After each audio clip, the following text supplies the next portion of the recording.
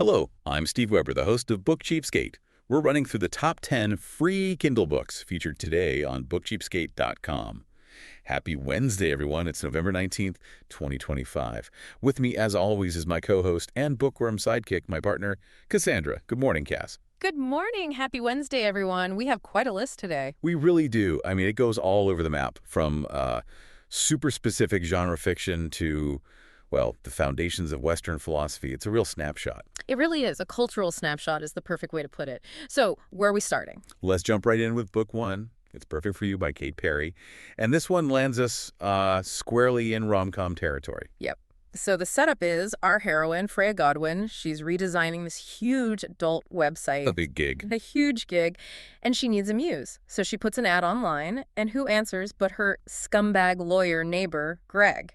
The guy she already can't stand. It's a perfect enemies to lovers trope. Exactly. And it's also neighbors to lovers, so they're forced together. There's, no escaping that tension. And the reader alerts are key here. It says, slow burn, player reformed. Mm-hmm. It's basically telling the reader, don't worry, there's conflict, but you're getting that guaranteed happy ending. That's the promise of the genre, isn't it? All the fun of the banter and the heat without any real emotional danger. Okay, so from that kind of comfort read, we're taking a hard left turn. A very hard turn. Book two is Among Wolves by Jordan Vizina. This is an action thriller, and it gets dark fast. It does. The protagonist, Will Hessler, is only 17. He's grown up in, of all places, suburban San Francisco. Right, but his family, they're escaped Nazis. Wow. His mother and grandfather have been living in deep cover his whole life. And the story kicks off when his own mother bombs a synagogue, and it injures his girlfriend. Wow. I mean, what a premise. It shatters his entire world. He has to turn on his family, the only people he's ever known. And what's interesting is the author, Jordan Vizina, he's a former security professional. Oh, right. So that lends certain authenticity to it? Exactly. The tactics, the infiltration. Mm-hmm. It's not just Hollywood stuff. It's grounded, which makes this story about domestic extremism feel even more chilling. Mm-hmm. And it's morally complex. Will isn't a clean-cut hero. He's a product of this monstrous upbringing, and now he has to use that to hunt other monsters. It's a heavy one. So moving on to something with a different kind of stake, book three. Okay. In the beginning, there was a murder by P.C. James. This is a historical cozy mystery. So yeah, very different vibe. We're in Northern England, 1953, post-war austerity, lots of class tension. And our heroine, Pauline Riddell, she works in an armament factory. She's ambitious, she's smart. But she's also in a world that completely underestimates her. Totally. So her workmate tries to tell her some gossip about an affair. Pauline brushes her off, and then the workmate turns up murdered. And of course, Pauline becomes the #1 suspect. It's that classic cozy setup, right? The whip-smart, overlooked woman who has to solve the crime to save herself. Yes, very Bletchley Circle or Maisie Dobbs. The real puzzle isn't just the murder, it's navigating a society that's designed to keep her in her place. All right, from historical intrigue, let's take a complete detour. A practical detour. Yes. Book four is 100 Easy Recipes in Jars by Bonnie Scott.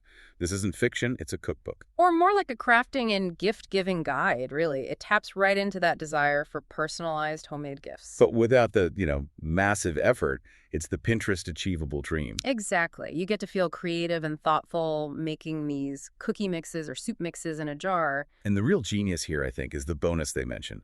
Over 2,000 downloadable labels and recipe cards. That's the key. It takes your homemade gift and makes it look professional, polished. It elevates the whole thing. It's clever.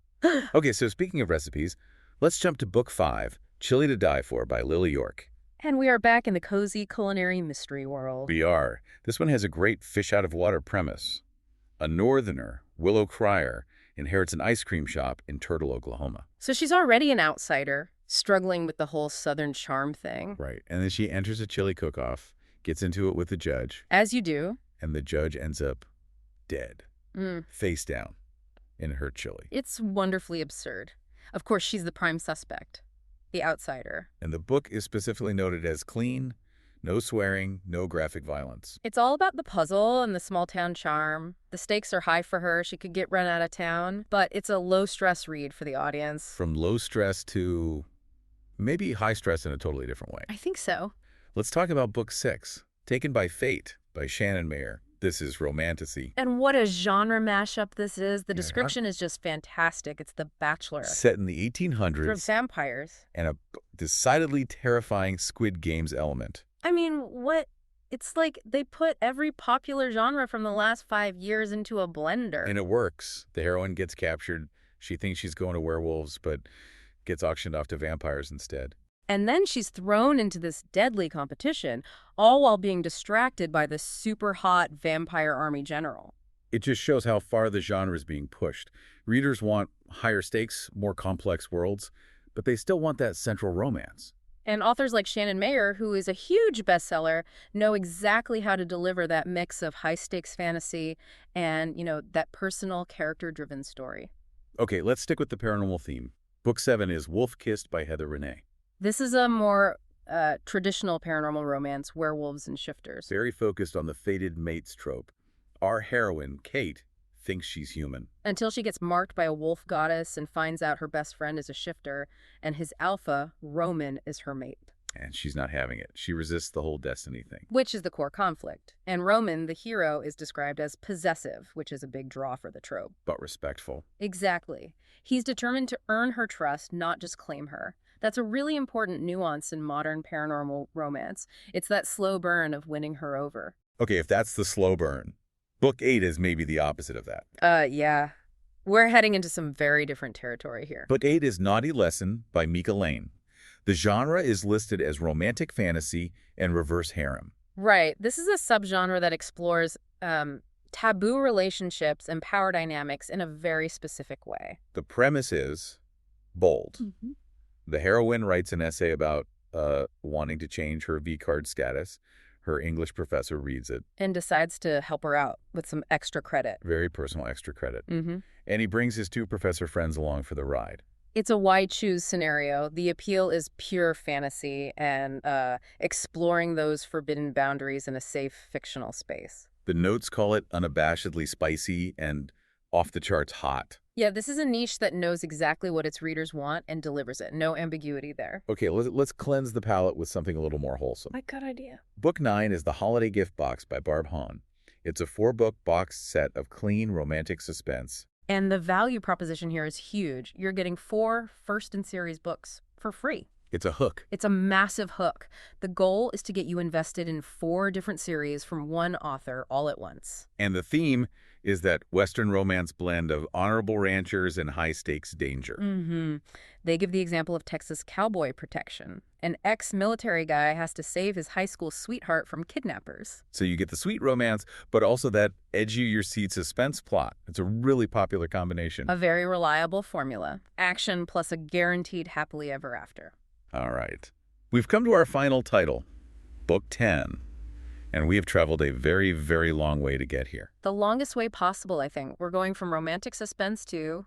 Plato, The Republic by Plato, the foundation of Western political philosophy. It's just incredible to see it on the same list as Chile-based murders and vampire game shows. But it speaks to its timelessness, doesn't it? I mean, all these books are about human nature, relationships, society. And this is the source code for so much of that.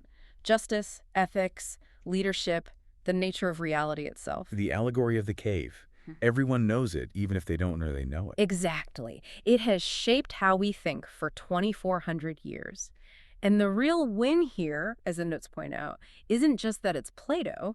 It's that it's a well-formatted free edition, which can be surprisingly hard to find for classics. It's so true. This makes one of the most important texts in history accessible to absolutely everyone. It's the intellectual bedrock for everything else we've talked about. Wow. So there you have it. From Plato to paranormal romance. What a ride. It really shows you there's an appetite for everything out there. And I mean, yeah, everything. Well, thanks for joining us today. And remember, if you want to download any of the books we've mentioned today for free from Amazon, visit us at bookcheapskate.com, and you'll have all the links right there. But do it now before these deals expire. Who knows? They might even expire later today. And don't miss tomorrow's show. Very morning. It's all brand new. Cass, we'll do it again then. I'll be here. Bye, everyone. Until then, keep on opening new worlds with great books without blowing a massive hole in your wallet. And whatever you do, remember this. When you read... Your mind becomes its own kingdom.